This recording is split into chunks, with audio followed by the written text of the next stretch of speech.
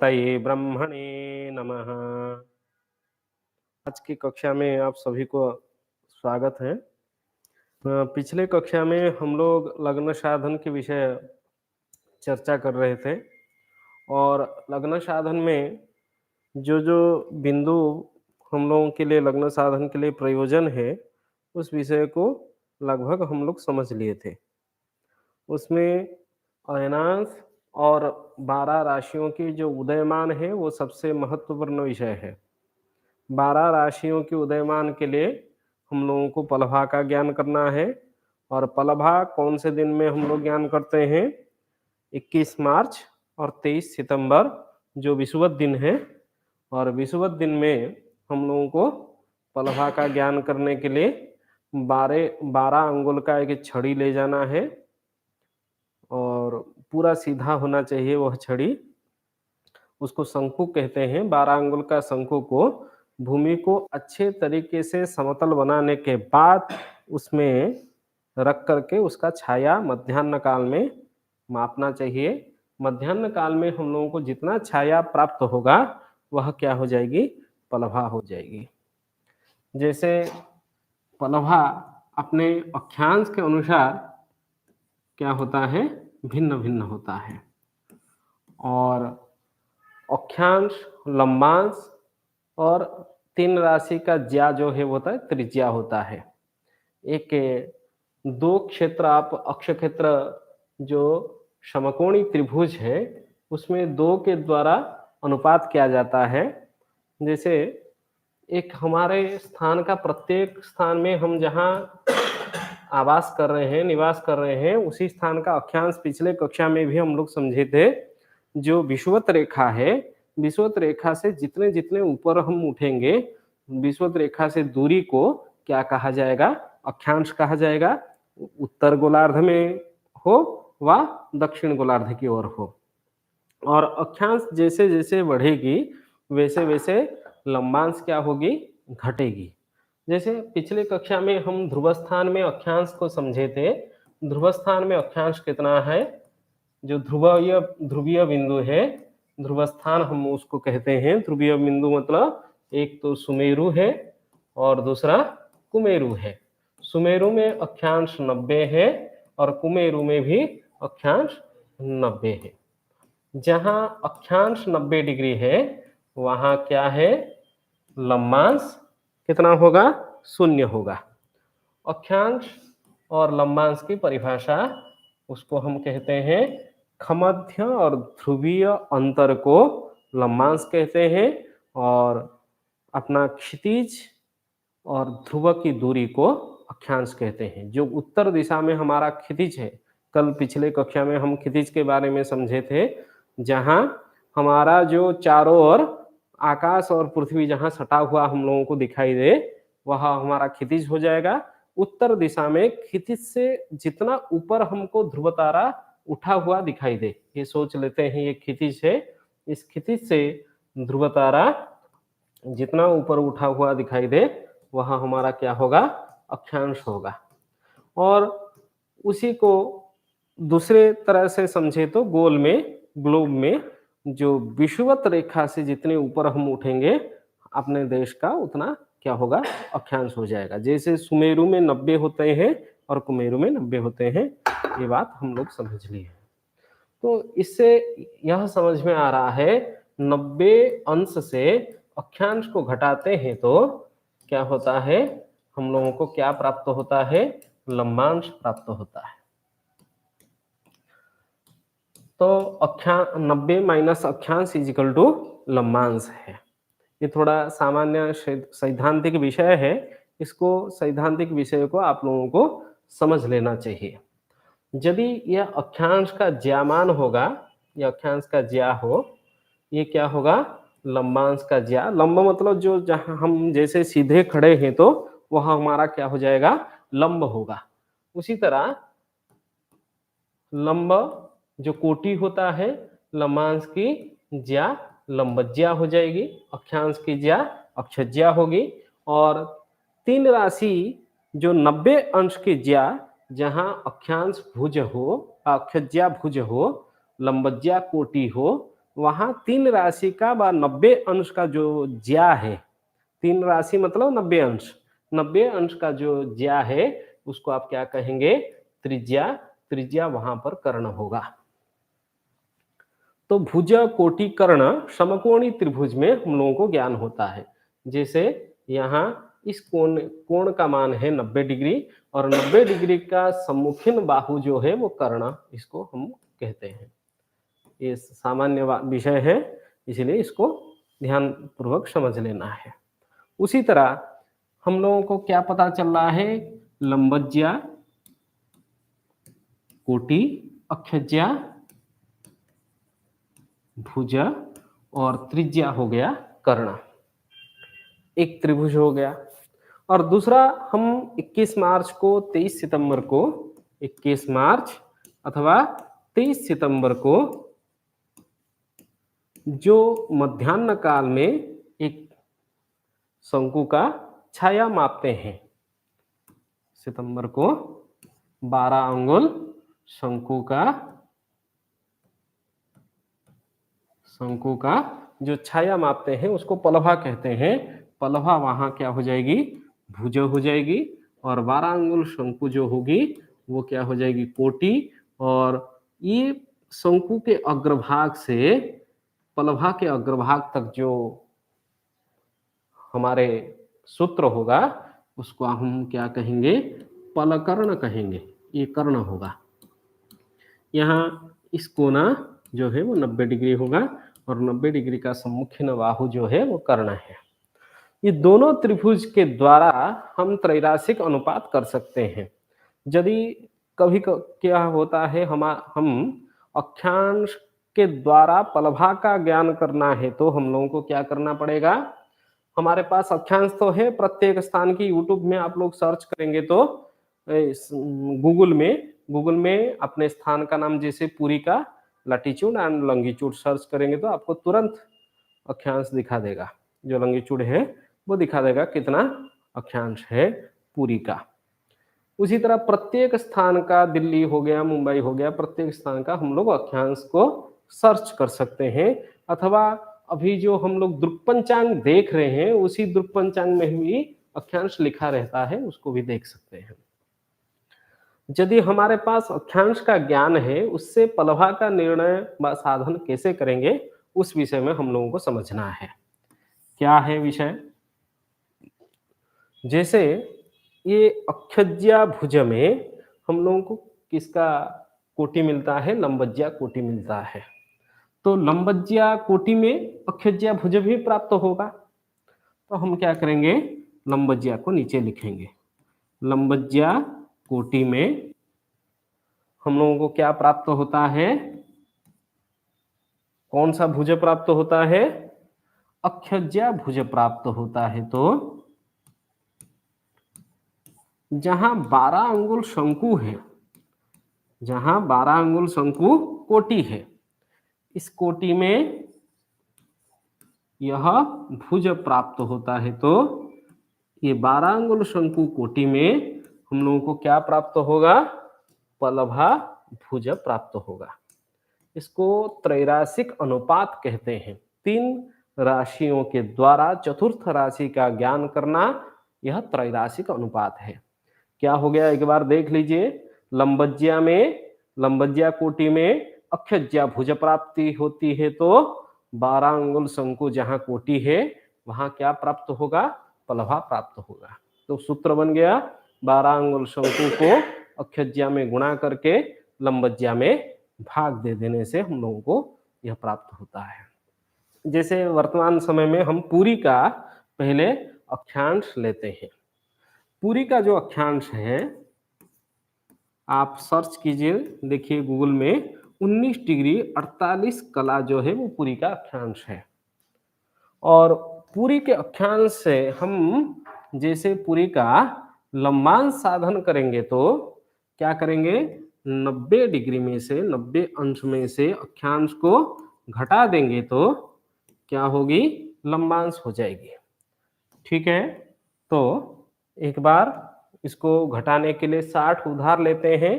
60 में से 48 घटेगी तो 12 हो जाएगी। और यहाँ बचा कितना 89, 9 से 9 घटेगी तो 0 और 8 में से 1 घटेगी तो 7। 70 70 अंश 12 कला 70 अंश 12 कला, ये हो जाएगा क्या, ये लंबांश हो जाएगा पूरी का। और अक्षांश कितना है 19 डिग्री 48 कला। अभी इस सूत्र के अनुसार हम लोगों को क्या करना है, 12 और अक्षर ज्या निकालने के लिए, किसी भी चाप का ज्या निकालने के लिए क्या करते हैं, हम साइन का ऑप्शन लगाते हैं। साइन 19 डिग्री 48 कला, और लंबांश के लिए सूत्र के अनुसार हम लोगों को वही साइन 70 अंश 12 कला। इस प्रकार हम निकालेंगे तो हम लोगों को पलभा का ज्ञान भी हो जाएगा। एक बार हम लोग साइंटिफिक कैलकुलेटर को भी देख लेते हैं। आपके सामने साइंटिफिक कैलकुलेटर ओपन करता हूं, आप लोग हाइपर साइंटिफिक कैलकुलेटर को यूज कीजिए।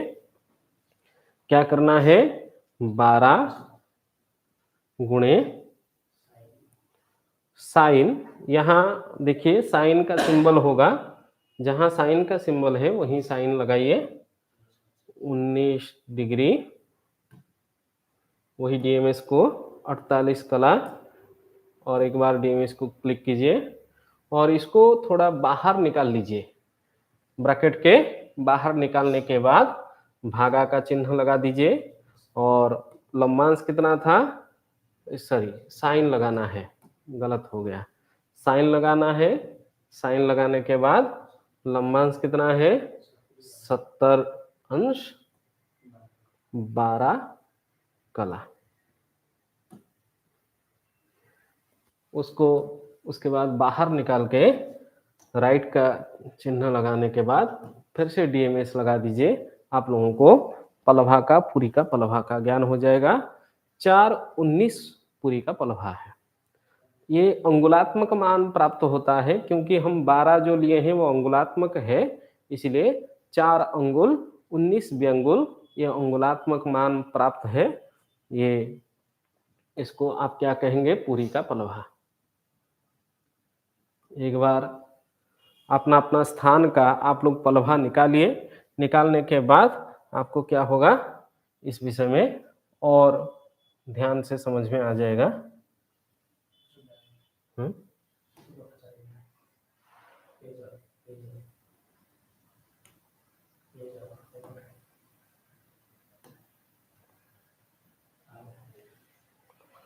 चार 19 पलभा हो गया किसका, पूरी का।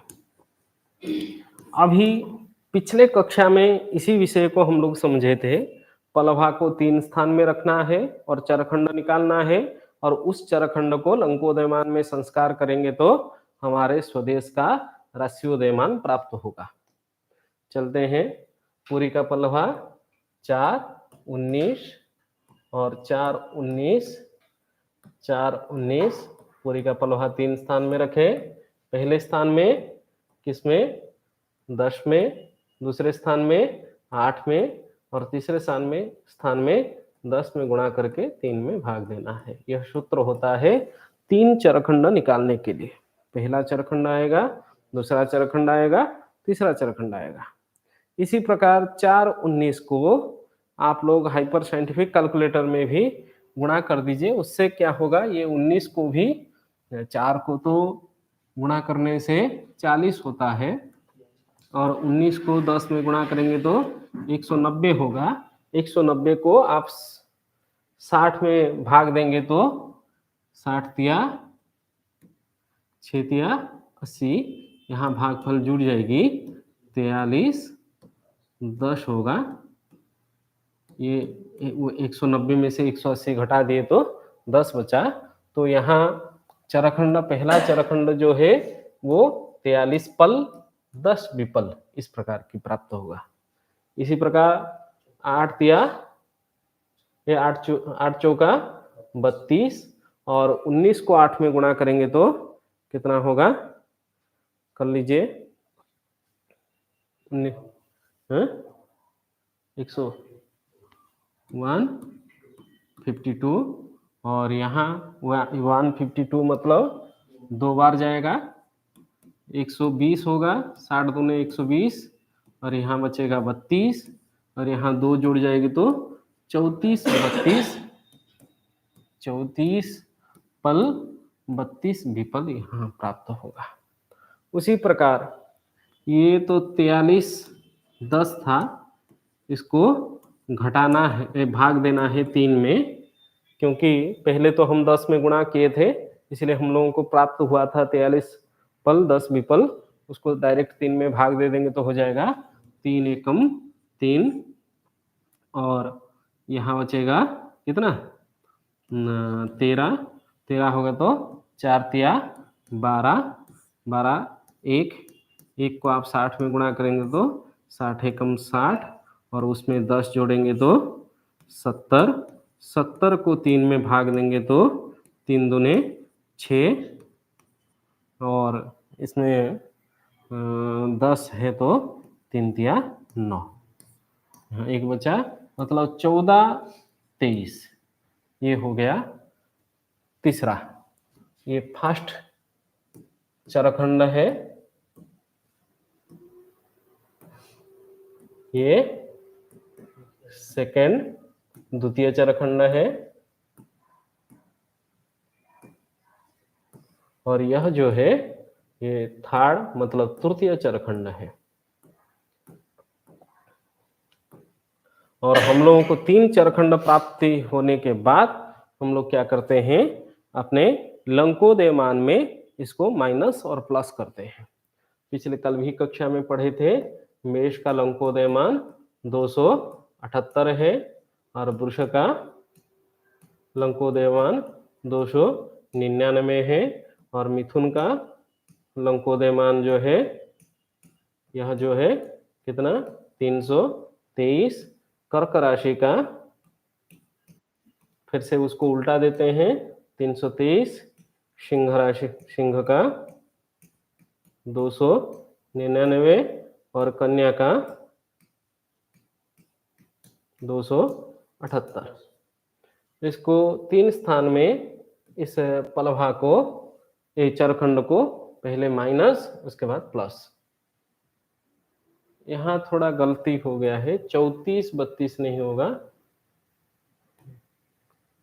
ये 34 32 होगा, यहाँ गलती से लिखा गया है, इसको करेक्शन कर लीजिए। पहला चरखंड जो है वो 43 10 है, आप केवल 43 लिखिए और यहाँ 34 32 मतलब 32 34 पल 32 विपल है। विपल 60 के आधे से अधिक होने के कारण आप इसमें एक जोड़ सकते हैं, इसको 35 ले सकते हैं। 60 का आधा 30 होता है, यहाँ 32 है, 30 से अधिक होने के कारण उसको 35 ले जाइए। और ये तो आधे से अधिक नहीं है, 23 14 23 है, 23 आधे से कम है, इसलिए 14 को 14 लीजिए।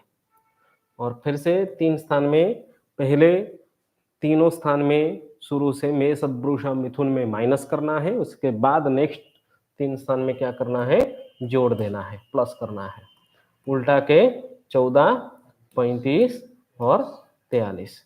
इस प्रकार चरखंड को 3 चरखंड को क्रम और उत्क्रम से माइनस प्लस करने से हम लोगों को 12 राशि का स्वदेश का राशि उदयमान प्राप्त हो जाएगा। जैसे 278 से 43 घटाएंगे तो 2 3 5 और 299 से 35 घटाएंगे तो 2 6 4 और 323 में से 14 घटाएंगे तो 309। उसी प्रकार यहाँ 323 में से 23 में 14 जोड़ेंगे तो 337 और जोड़ेंगे तो 334 11 हाँ हाँ 321। ये मेष, वृष, मिथुन, कर्क, सिंह, कन्या, 6 राशि का हो गया। पुरी का, ये पुरी का हम लोग पलवा लिए थे, इसलिए पुरी का क्या प्राप्त हो गया हम लोगों को? स्वदेश का राशि उदयमान प्राप्त हो गया है। नेक्स्ट, पुरी का जब राशि उदयमान प्राप्त हो गया है तभी हम लोगों को क्या करना चाहिए? लग्न साधन आके जाके करना चाहिए। थोड़ा सा सामान्य अयनांश के विषय में चर्चा कर लेते हैं। अयनांश किसको कहते हैं? ना जो गोल संधि का चलन है उसी को अयनांश कहते हैं। एक विषुवत वृत्त व नाड़ी वृत्त मानते हैं हम। विषुवत जो संपूर्ण गोल को 2 भाग में बांटता है, जिसको हम विषुवत रेखा कहते हैं। और यह विषुवत वृत्त क्रांति वृत्त में, क्रांति वृत्त मतलब राशि वृत्त, जो भववृत्त भी कहा जाता है, 12 राशियों का जो वृत्त है उसको क्रांति वृत्त मानते हैं। नाड़ी और क्रांति वृत्त की जो संपात है उसी स्थान को क्या कहते हैं? गोल संधि कहते हैं। और यह गोल संधि सृष्टि के आरंभ काल में जो गोल संधि था, वह गोल संधि कालक्रम में धीरे धीरे क्या हो गया है? चेंज हो गया है, परिवर्तन हो गया है, जिससे पूर्व की ओर चलन और पश्चिम की ओर चलन होने के कारण वो जैसे दोली का जो दोलायमान गति है, दोली आगे पीछे होके जैसे गति करता है वैसे अयनांश आगे पीछे होके गति करता है। और यह अयनांश का गति जो है वो पेंडुलम गति भी कहा जाता है। 27 डिग्री ये गोल संधि का चलन, 27 डिग्री आगे पूर्व की ओर जाना, फिर से लौटना 27 क्या होगा? 54 पूर्व की ओर होगा, फिर से पीछे की ओर 27 पश्चिम की ओर जाके 54 108 अंश का क्या होगी? अयनांश की गति होती है। एक संपूर्ण 12 राशि को भगण को पूर्ति करने के लिए, 12 राशि को पूरा करने के लिए जो भगण मान है 108 डिग्री का अयनांश भगण मानते हैं प्राचीन गणकों ने। नवीन गणकों ने इसको 360 डिग्री का मानते हैं। उस मत पार्थक्य में हम लोगों को चलना नहीं है।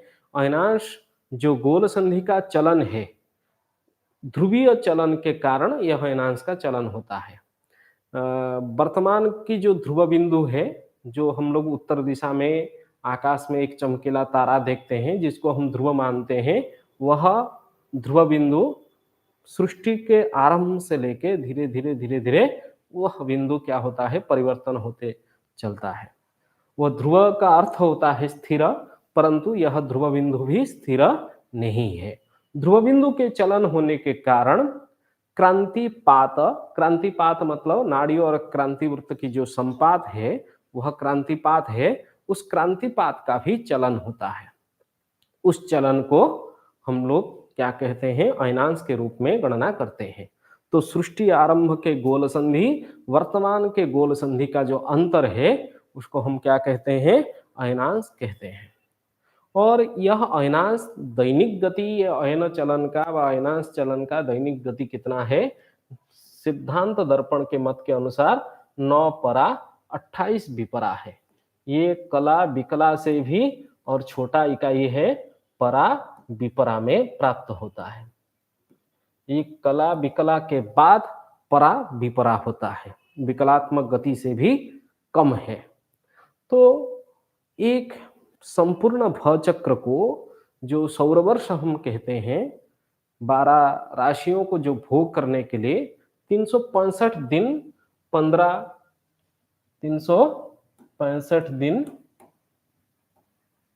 घटी 31 पल, कुछ विपल में हम लोगों को 31, 31, 24 इस प्रकार के ये 365 दिन है, घटी पल और वही 31 विपल इस प्रकार के प्राप्त होता है।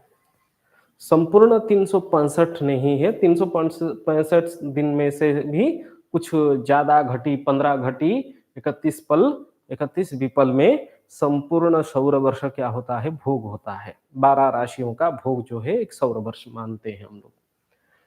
यदि एक दिन में अयन चलन कितना है, अयनांश चलन 9 परा 28 विपरा है, तभी हम इसको 365 दिन में गुणा करेंगे तो एक वर्ष में अयनांश गति कितना होता है वह प्राप्त हो जाएगा।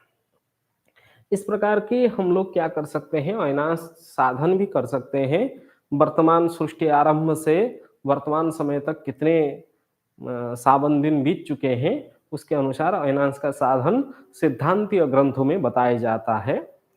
अभी आप लोग जब दृक् पंचांग इत्यादि देखेंगे, दृक् पंचांग में भी आप लोगों को अयनांश की ज्ञान हो जाएगी। और वर्तमान समय में 24 डिग्री एक जो गोल संधि व क्रांतिपात का चलन है, वो 24 डिग्री सृष्टि आरंभ से लेकर वर्तमान तक हो चुका है।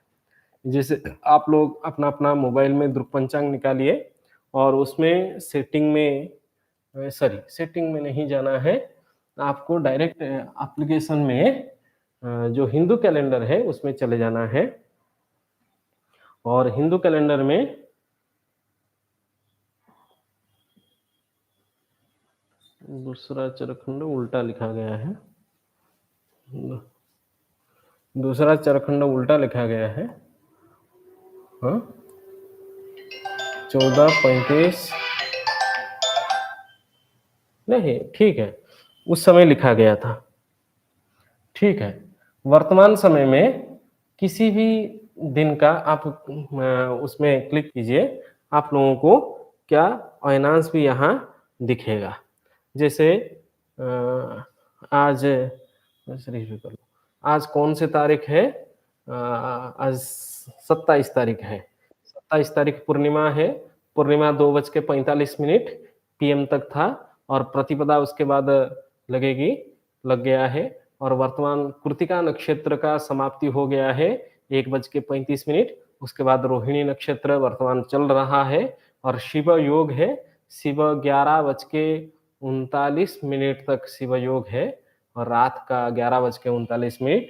और इसी प्रकार आप एक एक करके नीचे देखेंगे तो जो अभिजीत मुहूर्त, अमृत काल, सर्वार्थ सिद्धि योग आज का, विजय मुहूर्त, गोधूली मुहूर्त, सायन्न संध्या, निशांत, ये सब एक एक नीचे दिखाई देगा।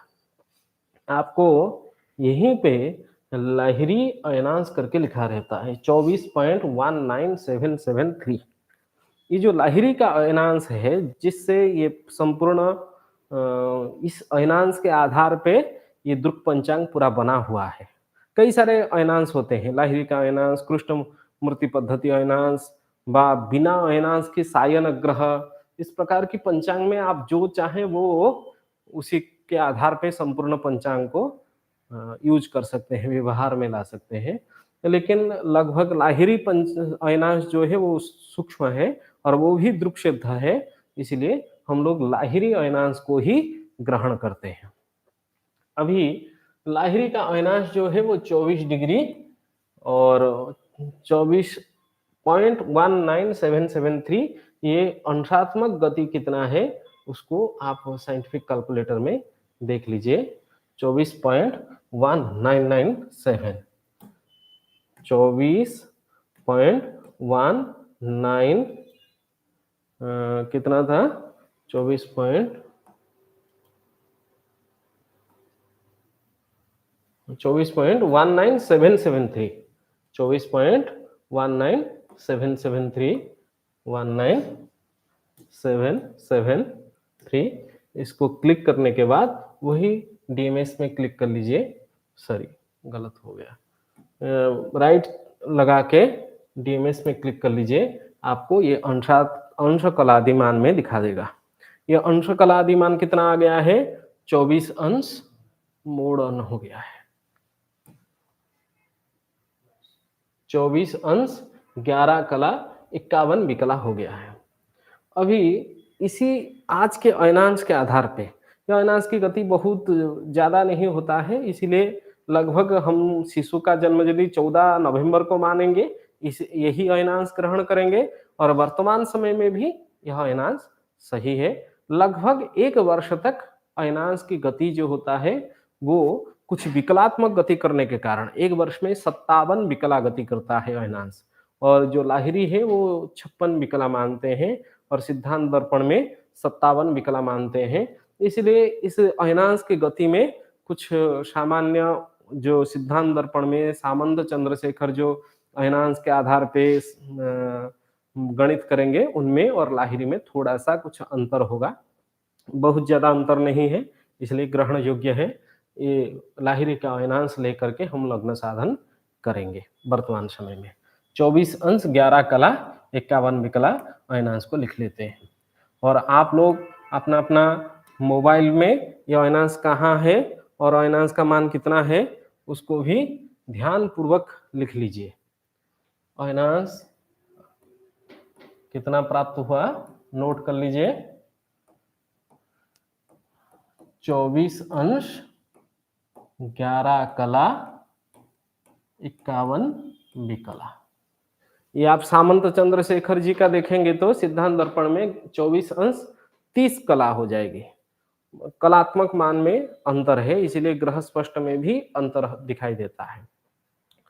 लेकिन दोनों का सायन ग्रह एक बन जाने के कारण सामंत चंद्रशेखर की सिद्धांत दर्पण विधि से यदि कोई पंचांग बना रहा है उसको भी दृक्सिद्ध माना जाता है, उसमें कोई गलती नहीं होता है। अभी जो मुख्य प्रयोजन है संपूर्ण पंचांग के वह अयनांश है, और लग्न साधन करेंगे तो हम लोगों को क्या करना चाहिए, दृक्सिद्ध पंचांग के आधार पे लग्न साधन करेंगे तो हमारी कोई माने संदेहवाद में नहीं रहेगा। इसलिए अयनांश का प्राप्ति हो गया है और पुरी का 12 राशियों की उदयमान प्राप्ति हो गया है, और स्पष्ट सूर्य आप लोगों को पहले से साधन किया गया है। थोड़ा मैसेज कर लीजिए जिसके पास स्पष्ट सूर्य पहले से वो लोग नोट किए हैं। ये जो 14 नवंबर के शिशु का जन्म का हम लोग सूर्य स्पष्ट बनाए थे उसमें कितना सूर्य जन्म कुंडली में सूर्य स्पष्ट कितना था, और थोड़ा इष्टकाल को भी, इष्टकाल तो याद है, इष्टकाल कितना था 26 घटी 5 पल। लग्न साधन करने के लिए 1 नंबर में हम लोगों को ये 2 नंबर में चाहिए, 1 नंबर में सूर्य स्पष्ट चाहिए। जो अपने नोटबुक में नोट किए हैं वो नोटबुक से सूर्य स्पष्ट देख करके लिख लीजिए कितना है, जल्दी मैसेज कर लीजिए। सूर्य 14 नवंबर को नवंबर का सूर्य स्पष्ट हम लोगों को चाहिए। और अयनांश हम लोगों को क्या प्राप्त हुआ,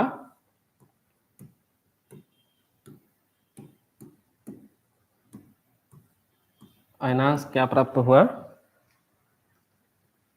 24 अंश 11 कला 51 विकला। और चौथे में राशियों की उदयमान, राशि उदयमान, इसको अपना नोटबुक में ध्यान पूर्वक नोट कीजिए, नहीं तो क्या होगा बाद में जा करके ये डिलीट हो जाता है, हमारे गणित आगे काम नहीं देगा अगली कक्षा में। मेष राशि का उदयमान कितना है, थोड़ा सा इसको फोटो खींच लो, 235, 264, 309, 337, 333, 321। ठीक है, कितना है मेष राशि का 235, वृष राशि का 264, मिथुन 309, कर्क राशि का 337, सिंह का 334, कन्या का 321। इस प्रकार हम लोगों को क्या प्राप्त हो गया है, लंकोदयमान तो प्राप्त हो गया है, राशि उदयमान, पूरी का राशि उदयमान 12 राशियों का कन्या का प्राप्त हुआ, जो कन्या का होगा वो तुला का होगा। लेकिन आप लोगों से रिक्वेस्ट है, जो सूर्य स्पष्ट नोट किए थे, बोल दीजिए सूर्य स्पष्ट कितना था? 14 नवंबर को जो डेट ऑफ बर्थ हम लोग लिए थे, इष्टकाल 26 घटी 5 पल का था।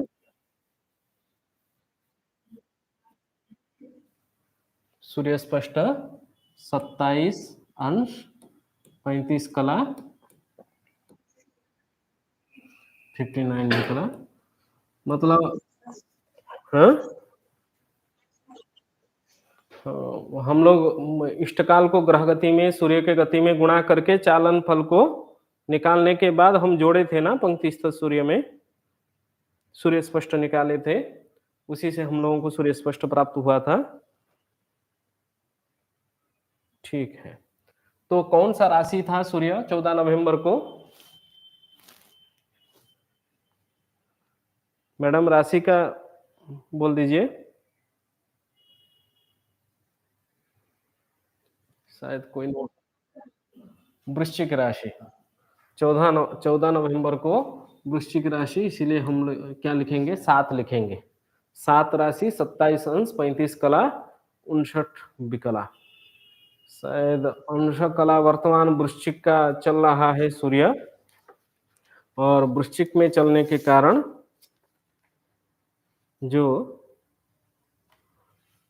शायद 14 तारीख को 27 अंश 9 कला 42 विकला। ठीक है, नहीं तुला तुला थी। हाँ तुला थी, क्योंकि हाँ संक्रांति कब हुआ था? हाँ ये तुला थी, मतलब 6 लिखेंगे हम यहाँ। तुला राशि 27 अंश 35 कला 59 विकला, क्योंकि वृश्चिक संक्रमण के पहले 14 तारीख का डेट ऑफ बर्थ 14 तारीख का था ना। यहाँ हम लोग नोट किए हैं, पहले पेज में देख लेते हैं। 1 नंबर पेज में, 1 नंबर पेज में आप लोग देख लीजिए। 14/11/2023 4:20 और इष्टकाल था हमारा कितना? 26/5 इष्टकाल। ठीक है, अभी वर्तमान हम लोगों को लग्न साधन का सूत्र नोट करना है, और जितना सूत्र हम लिखेंगे उतना ही गणित आगे करते रहेंगे, तो हम लोगों को पता चल जाएगा। अभी अभी पहला सूत्र आप लोग नोट कीजिए। स्पष्ट सूर्य प्लस अयनांश बराबर सायन सूर्य होता है। सायन सूर्य, ये सायन मतलब अयनांश जिसमें जुड़ा रहता है वह सायन है। हम लोगों को जो स्पष्ट सूर्य प्राप्त होता है वह क्या है? निर्ण प्राप्त होता है। इसलिए हम लोग क्या करते हैं, उसमें अयनांश जोड़ देते हैं, तभी जाकर के हम लोगों को स्पष्ट सूर्य सायन सूर्य प्राप्त हो जाता है। अभी उसी सूत्र के अनुसार पहला हम क्या करेंगे? स्पष्ट सूर्य को लिखेंगे। स्पष्ट सूर्य कितना है? 6 राशि 27 अंश और 35 कला 59 विकला। उसमें अयनांश जोड़ेंगे तो अयनांश 24 अंश 11 कला 51 विकला। 24 अंश 11 कला 51 विकला, उसको हम क्या करेंगे? जोड़ लेंगे। सूत्र के अनुसार करना है। अभी 51 को 9 में जोड़ेंगे तो 9 के 10, 5 5 10, 110, और यहाँ 35 है, 35 में 11 जोड़ना है, 5 1 6, 6 3 1 4, और 7 4 11, 2 2 4 1 5, और 6 राशि। पहले 110 जो है वो विकला, वो 60 में से ज्यादा है, इसलिए हम लोगों को क्या करना है? उसको 60 में से घटा देना है, भाग दे देना है। 60 एकम 60, और भागफल को बाएं तरफ हम जोड़ लेंगे। यहाँ बचेगा 110 में से 60 घटेगी तो 50, और यहाँ 1 जुड़ेगा तो यहाँ 46 एक 27 47 हो जाएगी। 51 जो अंश होता है वो 30 अंश से कभी ज्यादा नहीं होता है, इसलिए हम लोगों को क्या करना है, 51 अंश को 30 में भाग देना है। तो 30 एकम 30, भागफल को उसके बाएं तरफ राशि में जोड़ देना है। 30 एकम 30, यहाँ 21 होगा। अर्थात सायन सूर्य 7 राशि हो गया, 6 में 1 जुड़ गया, 7 राशि, राशि का सिंबल एस में रखिए, और 21 अंश शून्य दे दीजिए, 47 कला एक डंडा ऊपर लगा दीजिए, और 50 विकला, यह क्या हो गया है, हमारा सायन सूर्य का भुक्तांश प्राप्त हो गया है। भुक्तांश, भुक्तांश और भुग्यांश दो प्रकार के हम लोग लग्न साधन कर सकते हैं। यदि शिशु का जन्म सूर्य उदय से लेकर के सूर्य अस्त के अंदर हो, यानी दिन में जन्म हो, तभी हम डायरेक्ट भोग्य प्रकार से ही लग्न साधन करेंगे। वहां भुक्त प्रकार के लग्न साधन करने के प्रयोजन नहीं है। उसका कारण आगे जाके समझेंगे, उसका क्या कारण है। वर्तमान हम लोगों को क्या करना है, भुग्यांश निकालना है।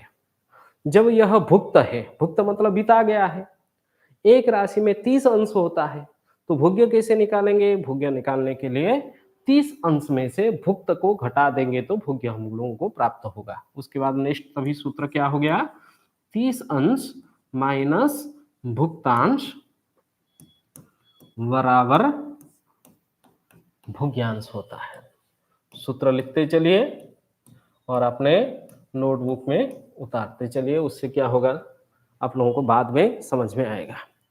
30 अंश माइनस भुक्तांश बराबर भोग्यांश। अभी घटाना है तो 30 अंश शून्य कला शून्य विकला, ऐसे चिन्ह लगा दीजिए, और भुक्तांश लेंगे तो राशि को छोड़ देना है, अंशात्मक मान को लेना है। 21 अंश 47 कला 50 विकला। भुक्तांश जो था सायन सूर्य का, उसको हम 30 अंश में से माइनस कर रहे हैं।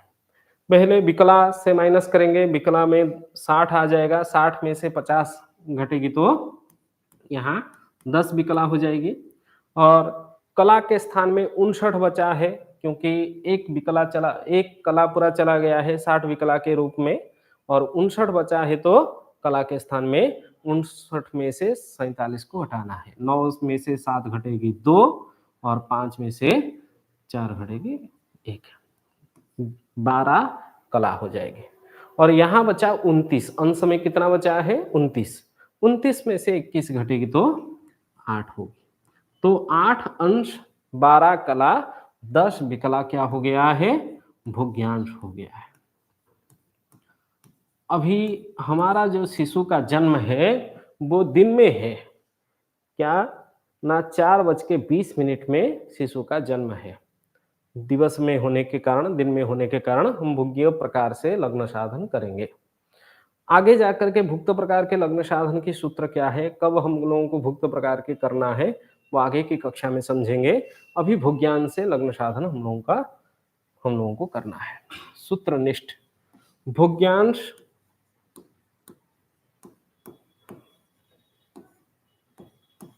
गुणे राशिउदयमान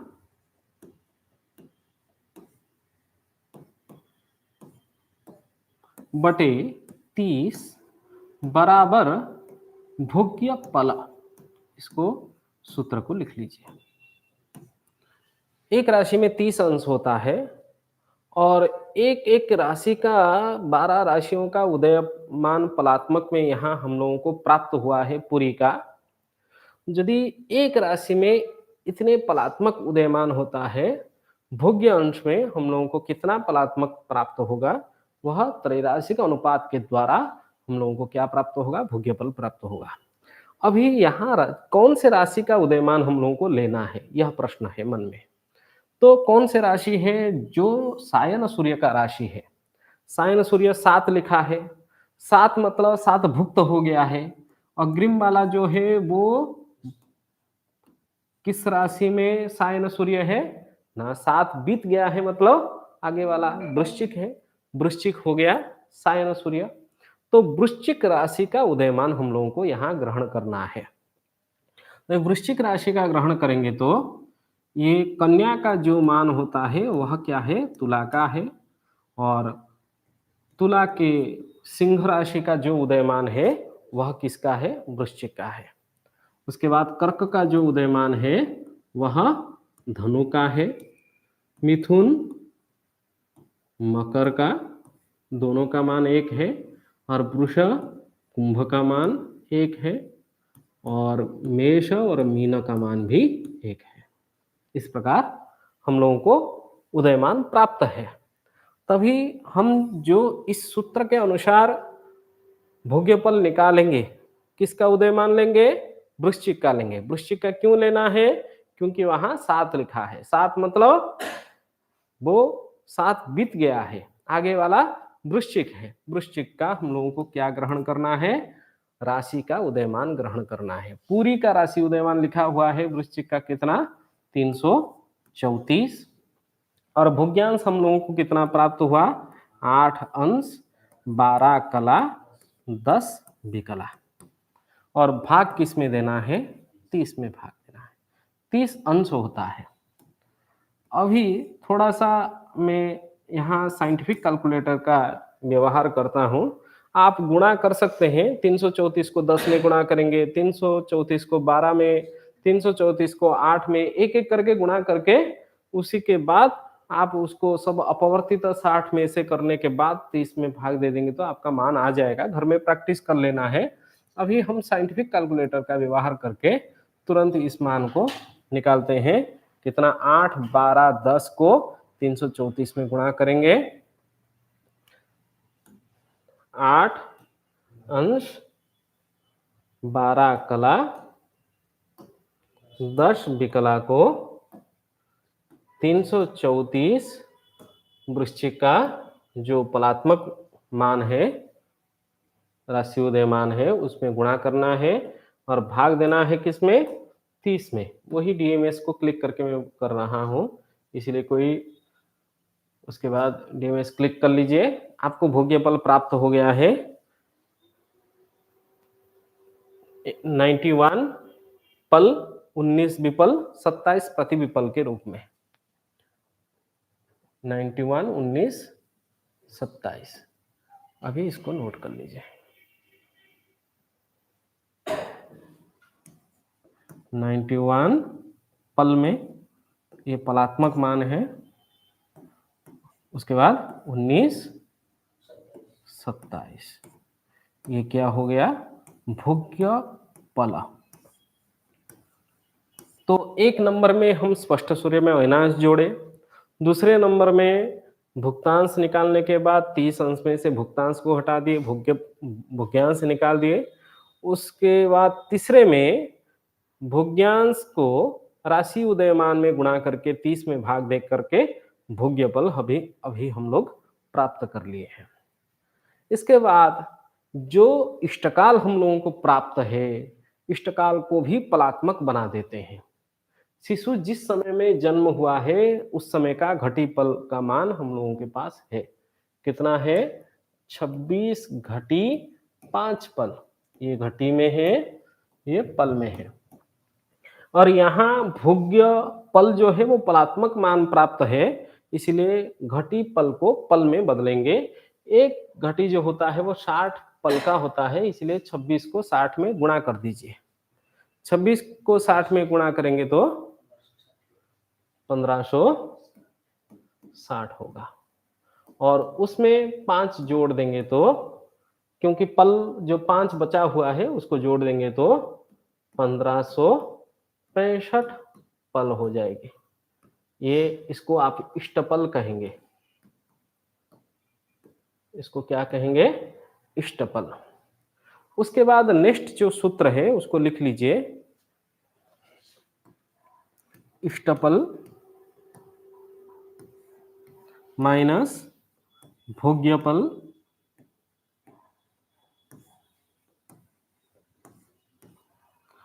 माइनस अग्रिम राशि उदयमान।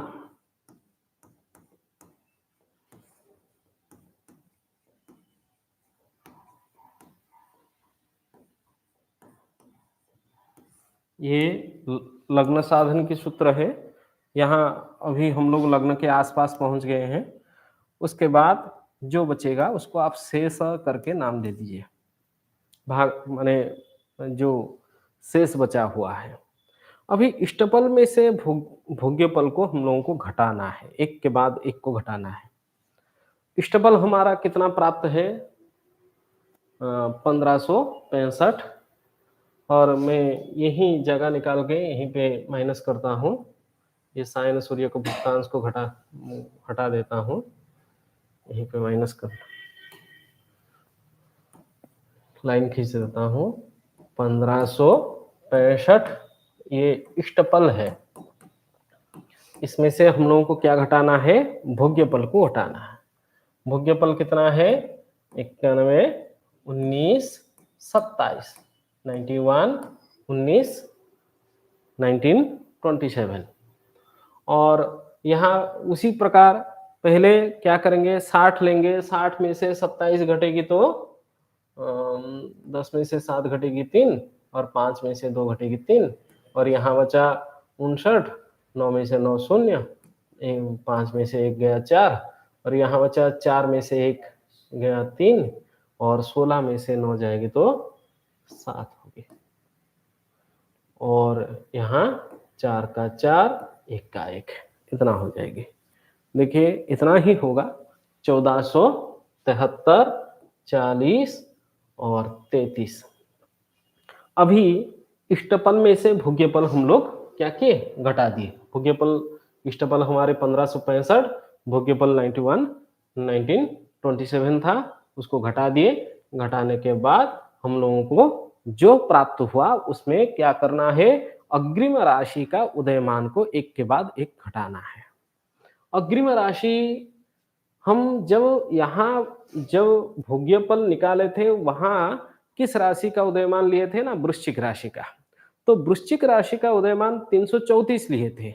तो अग्रिम राशि क्या होगी ना? उसके बाद वाला राशि धनु राशि। धनु का उदयमान कितना है? 337। अग्रिम राशि मतलब धनु को हम घटाएंगे। धनु को घटाएंगे तो 13 में से 7 घटेगी 6, और यहाँ 6 में से 3 घटेगी तो 3, 4 में से 3 घटेगी 1, 1136 हो गया है। धनु के घटने के बाद और यदि घट रहा है, अग्रिम राशि मतलब एक के बाद एक को घटाना है। धनु के बाद मकर भी घट रहा है, तो मकर का मान जो है वो 309 है।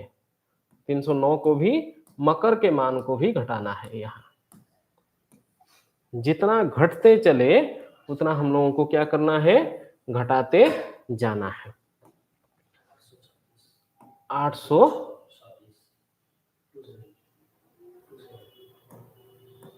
इतना 827। यदि मकर का घट रहा है, मकर के बाद वाला भी घटेगा, कुंभ का भी घटेगा। कुंभ का उदयमान कितना है? 264, उसको भी घटा दीजिए, कुंभ को भी। ये क्योंकि सूर्यास्त के आसपास जन्म है, इसलिए धनु, मकर, कुंभ कई सारे घटेंगे। 5, 6, 3। उसके बाद कुंभ के घटने के बाद मीन का भी घट रहा है, तभी मीन का भी घटाइए। 235 लिखते चलिए, इस तरफ भी लिखिए, घटा के किसका आप घटा रहे हैं उसको भी लिखिए। 3, 2, 8।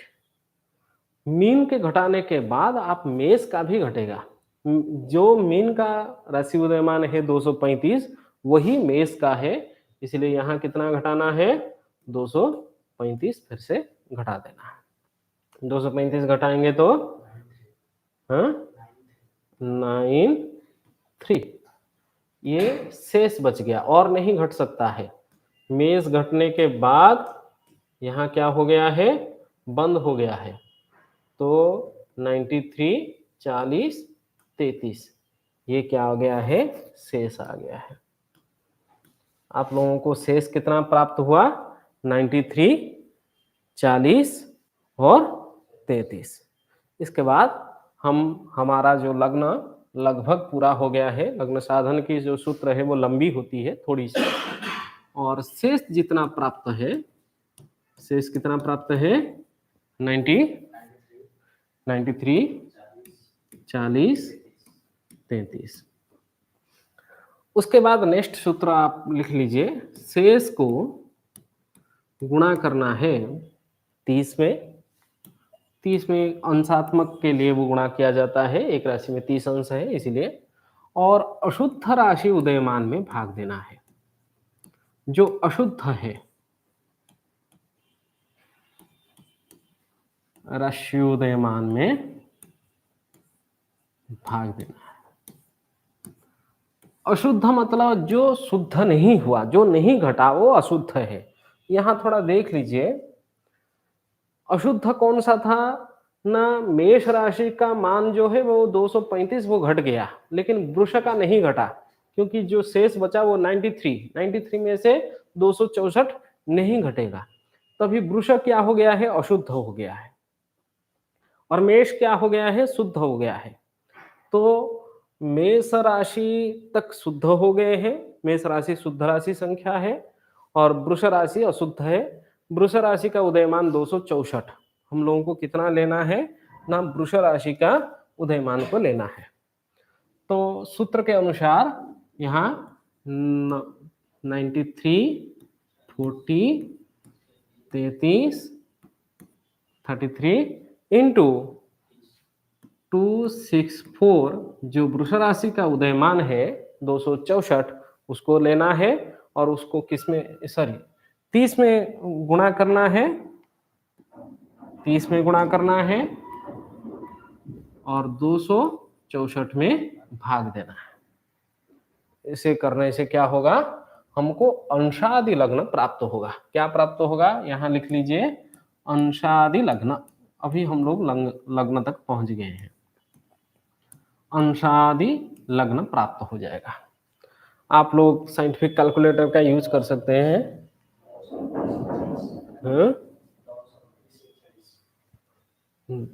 10, 41 साइंटिफिक कैलकुलेटर का यूज करके देख लीजिए, 10 अंश 38 कला 41 विकला, यह मान प्राप्त होगा। ये अंशादि लग्न हो गया है। उसके बाद नेक्स्ट सूत्र जो है वो कहा जाता है, शुद्ध राशि संख्या में अंशादि लग्न को जोड़ना है। शुद्ध राशि संख्या में अंशादि लग्न को जोड़ देने से क्या होगा, सायन लग्न प्राप्त होगा। क्योंकि हम जो शुरू में स्पष्ट सूर्य में अयनांश जोड़े थे, तभी वो सायन सूर्य बनाए थे, इसलिए हम लोगों को जो लग्न प्राप्त होगा पहले, वो क्या प्राप्त होगा, सायन लग्न प्राप्त होगा। तो शुद्ध राशि संख्या हमारा जो है वो मेष का है। मेष का राशि संख्या कितना है ना, 1 है, इसलिए मेष का राशि संख्या हम 1 जोड़ेंगे। 1 जोड़ेंगे तो हमारा वो अंशादिमान में एक राशि हो जाएगी, 10 अंश हो, 38 कला और 41 विकला, यह क्या होगा, सायन लग्न होगा। इसको ध्यान पूर्वक आप लोग लिखिए, और बार बार वीडियो देखना है, अभ्यास करना है। जब सायन लग्न हम लोगों को प्राप्त हो जाएगा, उससे क्या होगा ना, अयनांश हम सायन से निर्ण बनाने के लिए अयनांश रहित करेंगे तो निर्ण होगा, अयनांश घटा देंगे तो हम लोगों को क्या प्राप्त होगा, निर्ण प्राप्त होगा। हमारा अयनांश जो है वो 24 अंश 11 कला 51 विकला अयनांश हम लिखे थे पिछले उसमें, ठीक है। अयनांश को क्या करना है, सायन में से घटा देना है, हम लोगों को निर्ण लगना चाहिए, तो निर्ण प्राप्त हो जाएगा। तो 10 अंश 38 कला 41 विकला से घटाना है, 1 में से 1 घटेगी 0, 4 में से 5 नहीं घटेगी, उधार लेंगे यहाँ, 6 4 10 में से 5 घटेगी तो 5 हो जाएगी, यहाँ बचा 7 में से 1 घटेगी 6 और 3 में से 2, यहाँ 10 में से 4 घटेगी 2, 6 और एक राशि उधार लेंगे मतलब 30 अंश उधार आएगी। 30 3 में से 2 घटेगी, 1 बचेगा और यहाँ शून्य राशि। तो हमारा निर्ण लग्न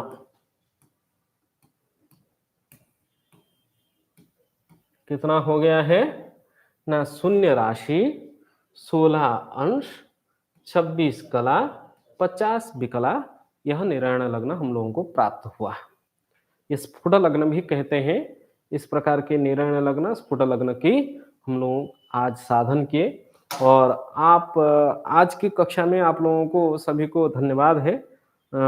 इसको अभ्यास करना है, बार बार एक date of birth, time of birth लेकर के अपना पंचांग के आधार पे हो व दृक पंचांग के आधार पे हो, संपूर्ण निर्ण लग्न तक जन्म कुंडली का जो मुख्य होता है ग्रह स्पष्ट और लग्न होता है, चंद्र स्पष्ट भी पढ़ाया हूँ, उसको ध्यान पूर्वक आप लोग अभ्यास कीजिए।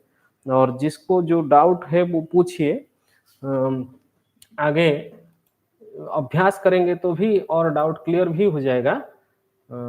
यदि कोई प्रश्न